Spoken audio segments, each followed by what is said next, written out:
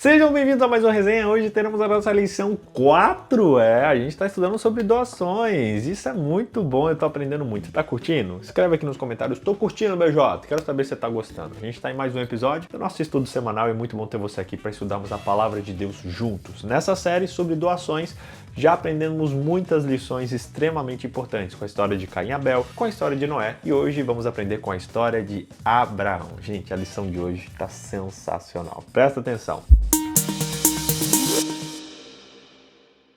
Que Abraão era muito rico, a gente já sabe. A Bíblia diz que ele e seu sobrinho Ló eram tão ricos a ponto de que a região onde eles viviam não supria as necessidades de todo o seu rebanho e de toda a sua família. Gente, ele era rico demais. Imagina você chegar num lugar e falar, olha, eu vou ter que mudar de cidade porque a cidade não suporta a minha riqueza.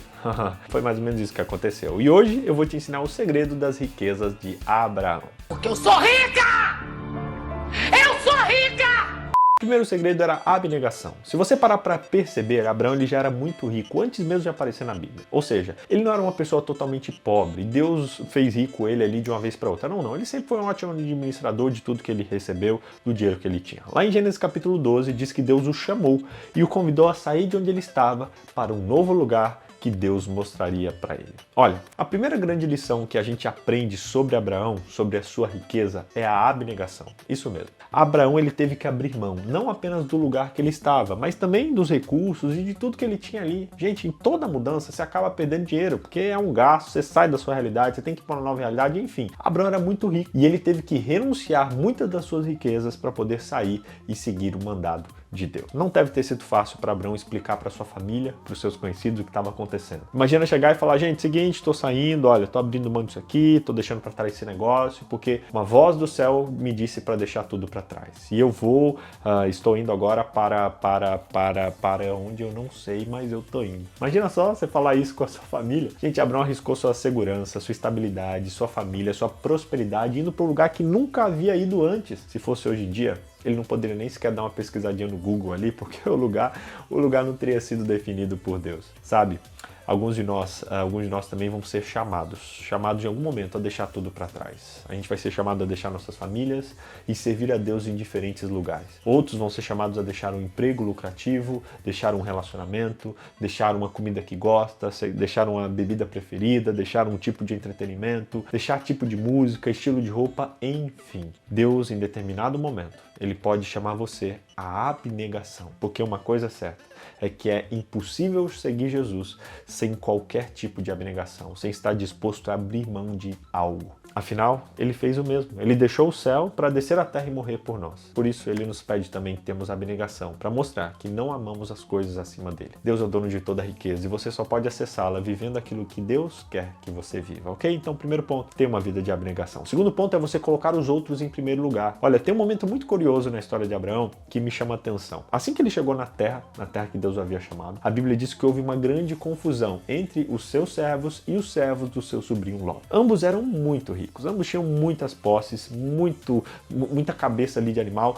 e a terra não estava suprindo as necessidades deles. Ali os animais, os servos estavam brigando, os pastores começaram a brigar, a discutir para saber quem iria ficar com a terra, quem teria acesso aos melhores poços de água, aos campos mais verdes. Sem dúvida, eles estavam brigando pela melhor terra, porque os pastores não iam ficar disputando a mesma terra se tivesse uma outra terra melhor. E eu pergunto, o que você faria nessa situação? Como homem rico, que visa a prosperidade e a justiça, como você agiria? Afinal de contas, vocês chegaram juntos, então vocês têm o mesmo direito ali. Com certeza, eu e você lutaríamos para ficar com a terra, ou pelo menos para que ela fosse dividida de maneira justa e igualitária. É isso que um bom administrador faria, certo? Mas Abraão agiu de uma forma totalmente diferente. Ele, de maneira voluntária e espontânea, cedeu as melhores terras para o seu sobrinho e assumiu todo o prejuízo. Gente, isso aqui é muito forte.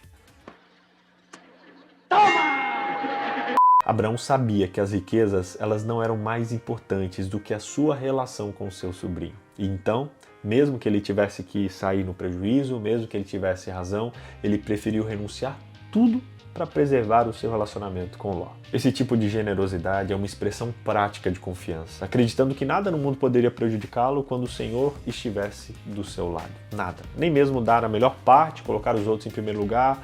Afinal, todas as coisas cooperam para o bem daqueles que amam a Deus e daqueles que são chamados segundo o seu propósito. Era nisso que Abraão acreditava, mesmo não tendo ouvido ainda essa passagem. E se Deus é por nós, quem será contra nós, não é verdade? Por outro lado, as decisões de Ló eram frequentemente guiadas pelo princípio do lucro, que é uma perspectiva materialista de querer se tornar rico a qualquer custo. O seu desejo de prosperidade o levou a escolher as cidades da planície cercadas de pastagens ricas, de sofisticação, de conforto, de facilidades, e ele viu ali tudo que pudesse tornar ele materialmente rico, mas se esqueceu de cuidar da sua espiritualidade. E fazendo isso, ele se colocou em um sério risco. Aqui a gente chega no terceiro ponto, que é coloque Deus em primeiro lugar. Um outro segredo da riqueza de Abraão está em outro episódio, que também envolveu seu sobrinho Ló. Em determinado momento, Sodoma, que era o lugar onde Ló morava, e foi invadida pelos seus inimigos e todos os seus bens foram saqueados. Abraão reuniu seus servos, foi em busca dos bens de Ló, travou uma batalha, recuperou todos os bens e trouxe de volta os seus parentes e tudo que ele tinha, inclusive as mulheres que eram e haviam sido levadas como prisioneiras. E era um costume daquela época, quando você arriscasse a vida e vencesse uma batalha, era costume que você ficasse com despojo. Portanto,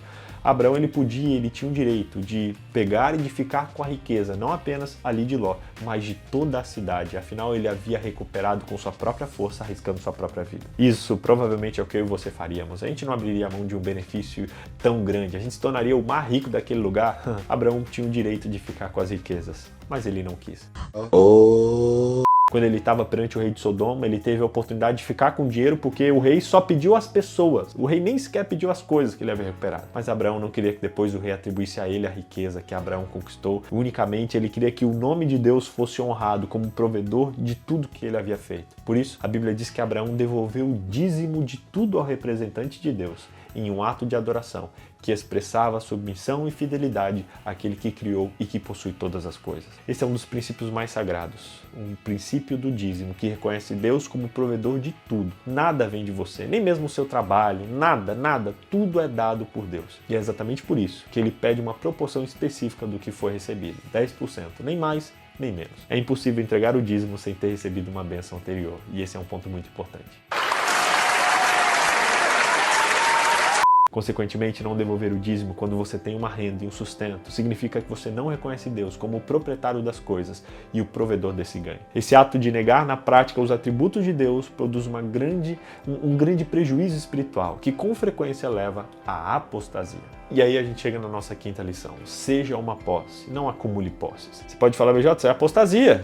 Esse pecado é novo, hein? É isso mesmo. Mas eu e você estamos expostos à apostasia muito mais do que você imagina. A gente logo associa a apostasia à adoração a outros deuses, lembra de Baal, os deuses do Egito, mas gente, qualquer coisa que tire nossa atenção de Deus pode ser uma apostasia. Um ótimo exemplo disso é Isaac, o filho de Abraão. Depois de tanta oração, tanto esperar, a alegria deles foi tão grande, as suas emoções foram tão profundas que eles correram um grande risco de idolatrar aquela criança. Só que a dádiva não deveria ser maior do que o doador. Por isso, buscando ensinar essa lição, Deus pediu que Abraão oferecesse Isaac em sacrifício. A Bíblia diz que ele inclusive especificou um lugar onde esse sacrifício deveria ser realizado. Abraão com certeza tremia ao perceber que Deus sempre exigirá lealdade completa, sem nenhuma concorrência. Abraão sabia que se a gente tem algo que a gente não pode devolver a Deus, na verdade nós não possuímos isso. Isso nos possui. Tudo que a gente não está disposto a devolver, na verdade está possuindo a gente. E por fim, vai nos destruir. Assim Abraão obedeceu e partiu caminhando lado a lado com a sua oferta, que era o seu próprio filho. Quando ele levantou o braço para matar aquele presente precioso, ele foi detido por uma voz do céu, o Senhor dizendo: agora eu sei que você teme a Deus, porque não me negou o seu filho, o seu único filho. Esse teste extremo indica que somente aqueles que não retêm nada de Deus são reconhecidos como súditos do seu reino. Honestamente falando, o que ou quem é o seu dono? Se é Deus, como você sabe disso? Se não é, como isso está levando à sua destruição? Pense bem nisso. E assim como Abraão, tenha uma vida justa, santa e abnegada, para você ser digno de ter as riquezas que Deus pode e quer te oferecer. Resumindo, primeiro, a verdadeira riqueza é viver os propósitos de Deus. Segundo, busque a riqueza em todas as áreas da vida, principalmente na área espiritual. Terceiro, pessoas são mais importantes do que os bens. Quarto, tudo que você tem vem de Deus. E quinto, não se torne um bem dos seus bens. Isso é apostasia, ok? Que Deus abençoe você, que assim como Abraão, você seja disposto a dar tudo para Deus. Afinal, é Ele quem sempre dá tudo para você. Que Deus abençoe você e escreve aqui nos comentários: sou Abraão, se você quer a partir de hoje ser fiel como o nosso pai da fé. Tchau, tchau, até a semana que vem.